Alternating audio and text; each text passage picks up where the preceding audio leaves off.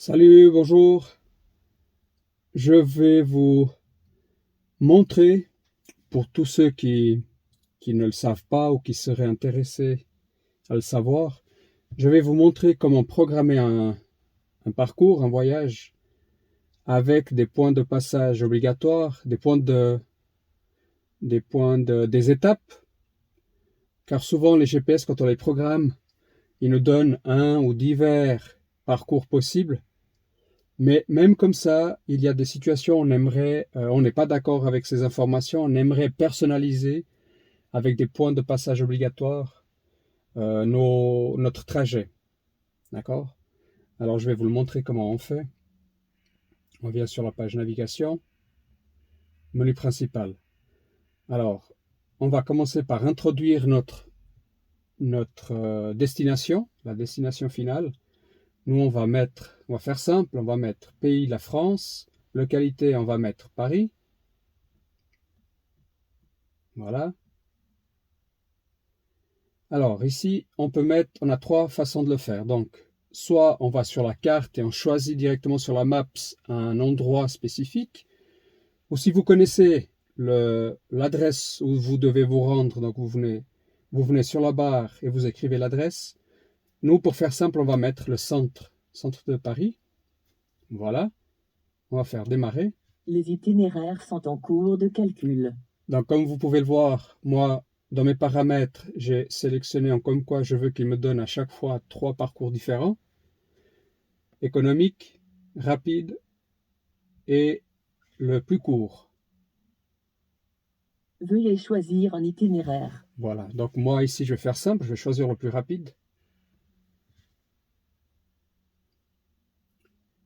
Voilà.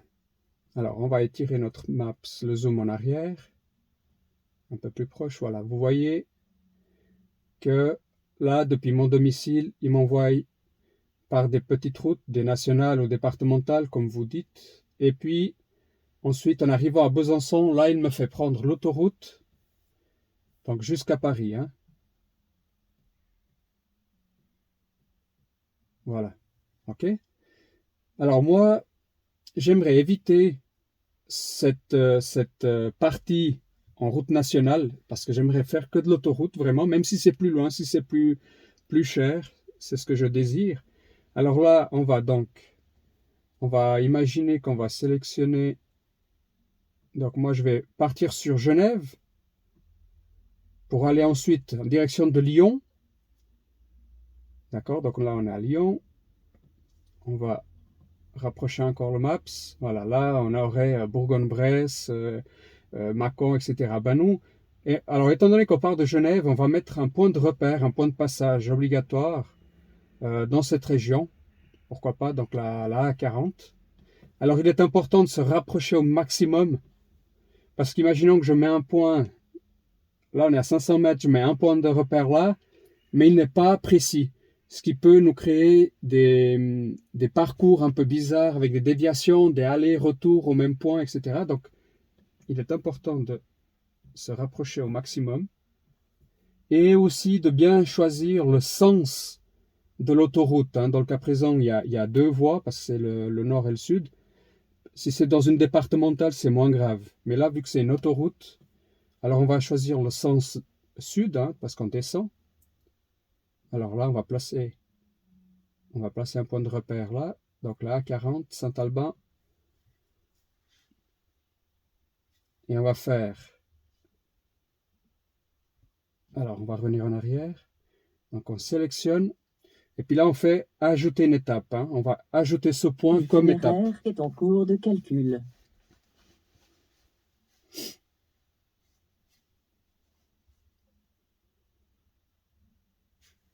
Alors, on refait un zoom. Donc là, vous voyez, il me fait bien passer par les environs de Lyon. Hein. Donc, je dirais, on va sur Bourgogne-Bresse-Mâcon. Et puis là, on remonte sur Paris, donc tout en autoroute. Hein. Vous voyez?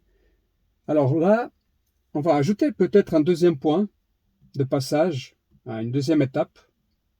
Moi, j'appelle ça des points de passage obligatoires parce que finalement, c'est nous qu'on veut, qu'on l'oblige à passer par là.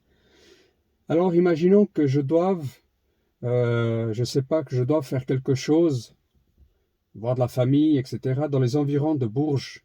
D'accord? Si on revient en arrière pour vous montrer la map, donc là, on est sur Lyon, Dijon, etc. Nous, on veut encore venir dans cette zone qui nous fait un détour, mais ma foi. Alors, on va venir à Bourges. À Bourges, cette fois-ci, au lieu de mettre centre, le centre de Bourges, on va essayer de mettre une adresse. D'accord? On va choisir une rue.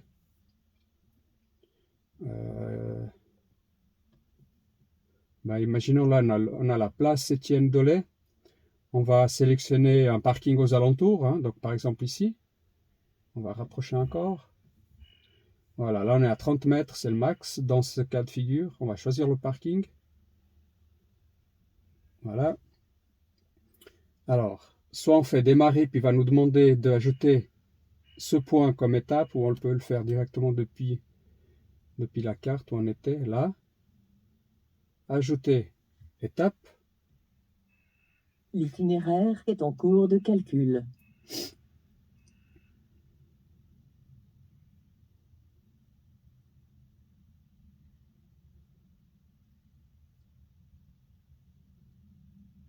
Voilà. On va dézoomer notre parcours. Alors voilà. Comme vous voyez, il nous fait aller là où on a mis les points de repère. Par contre, si vous voyez bien, si vous regardez bien, il y a un petit problème, c'est que donc on passe bien sur Bourgogne-Bresse-Mâcon, on va bien jusqu'à Bourges, mais après il nous fait revenir sur Lyon, sur Mâcon, et il nous fait remonter. Donc en fait là, il nous fait aller-retour, etc. Ça c'est un problème de paramétrage de nos points de repère. Je vais vous expliquer comment on fait pour mettre ça dans l'ordre. Donc on clique itinéraire, plan de l'itinéraire. Alors ici on a la liste de nos points de passage ainsi que le point final, en sachant que le point final c'est toujours le dernier, donc le plus bas. Donc le point final doit être indiqué par l'adresse finale. Donc on a bien l'adresse finale, c'est le centre de Paris. Par contre, en haut, nos points de passage ils sont inversés. Si vous voyez, la A40 c'est vers la zone de Bourgogne-Bresse-Mâcon, il doit être tout en haut. Alors que là il est sur le 2. Alors qu'est-ce qu'on fait? Donc on veut, après donc le premier passage obligatoire qu'on aimerait programmer, c'est bien la A40. Alors on prend ici et on met en première position. Deuxième position, on voulait bien passer à Bourges, on est d'accord. Donc numéro 2, deuxième étape, on est bon. Et l'étape finale Paris, on est OK. On fait valider. L'itinéraire est en cours de calcul. Donc une fois qu'on a choisi nos points de passage, qu'on les a mis dans le bon ordre, vous verrez, il va nous donner un parcours identique à ce qu'on avait imaginé. Donc, on est bien. Point de passage 1, Bourgogne-Bresse par la 40. On remonte à Bourges et ensuite on part sur Paris. OK?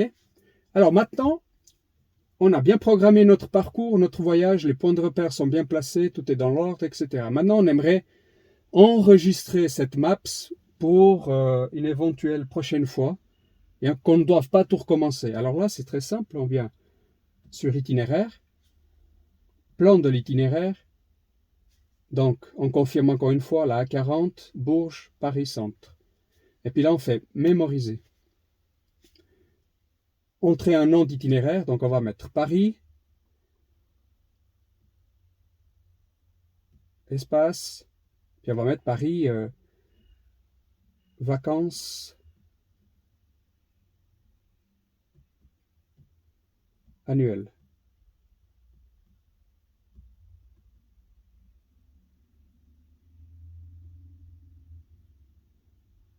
OK? Et notre itinéraire est mémorisé. Alors là, du coup, je vais stopper le guidage. Ça ne me sert à rien qu'il continue. D'accord? On fait retour. Et on est sur le menu principal. Et puis là, pour contrôler, pour confirmer que notre parcours a été bien enregistré, et si on veut le réutiliser une prochaine fois, on vient sur Destination, Itinéraire, et là, on voit bien que mon parcours a été bien enregistré. Paris vacances annuelles. On clique dessus. Soit on peut le supprimer, le modifier, éditer ou démarrer. Les itinéraires sont en cours de calcul. Et puis là, on va bien voir si tout est juste comme on l'avait programmé tout au début.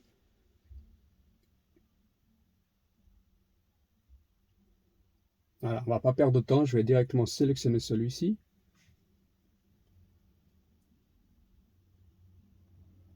Voilà. Donc, notre parcours est bien comme on l'avait programmé. D'accord?